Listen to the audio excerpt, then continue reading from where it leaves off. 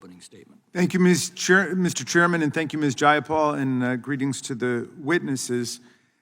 Donald Trump's ruinous tariffs and calamitous trade war against the world, except for Russia, have crashed the stock market and cost American workers and retirees and farmers $11 trillion in 1 week. 1 week.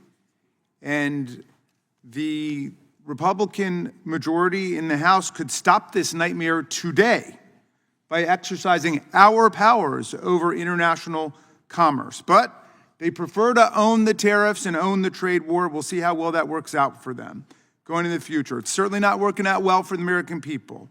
Now desperate to displace attention from this world historical economic debacle and the fact that courts have struck down more than 55 of their lawless, unconstitutional executive orders and actions, they invite us to discuss again immigration. So be it.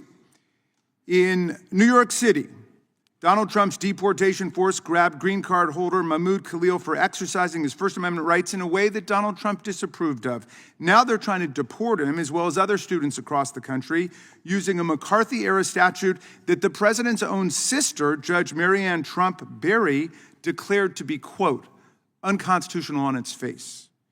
Then they tried to extra-legally deport more than 100 Venezuelans, shackling them and putting them on planes bound to a self-proclaimed dictator's infamous mega prison in El Salvador under cover of night based on an 18th century law about wartime authorities called the Alien Enemies Act, which palpably did not apply to this case because we are at peacetime. Congress still has the power to declare war under our Constitution, not the president.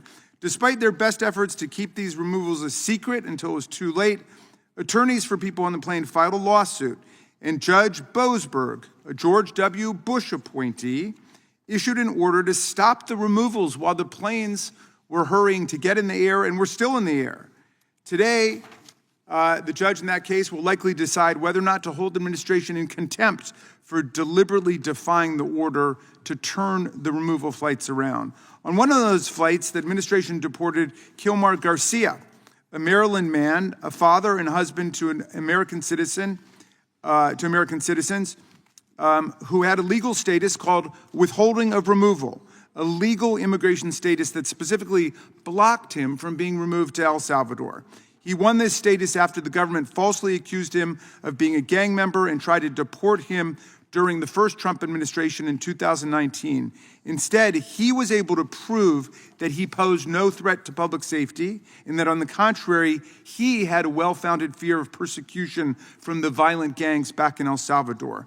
The first Trump administration respected that ruling, but in this second iteration, the administration violated its legal obligation and shipped him off to the Salvadoran mega prison to be locked up in a cage with the very gang members whose violence he had escaped. The administration admitted in court that this deportation, which had absolutely no legal basis, was done in, quote, administrative error. And a judge ordered them to return Mr. Garcia to the United States by midnight this Monday. Rather than bring back the man they admitted they had wrongfully deported, the administration placed the attorney who argued the case on leave and decided to double down and appeal the order.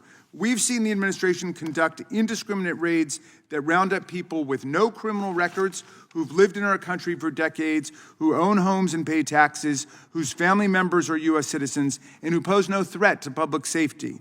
U.S. citizens have even been arrested and detained by the deportation force as part of these reckless and lawless raids. Now the administration is trying to force state and local law enforcement agencies to use their time, their money, and their resources to participate in these raids. But under Article 1, Congress has exclusive power over naturalization and immigration. And under the 10th Amendment, the federal government has no power to, quote, commandeer the machinery, personnel, or resources of the state and local government for federal law enforcement purposes. But the administration is using threats and coercion now to try to force state and local governments and police departments to use their limited resources to arrest and detain students, fathers, mothers, and law-abiding community members, which means fewer cops, less money, fewer resources to focus on protecting communities from actual violent threats and gangs and the scourge of gun violence and drugs and drunk driving and so on. There's no power in our Constitution to do that, something I thought our colleagues believed in and respected in the system of American federalism.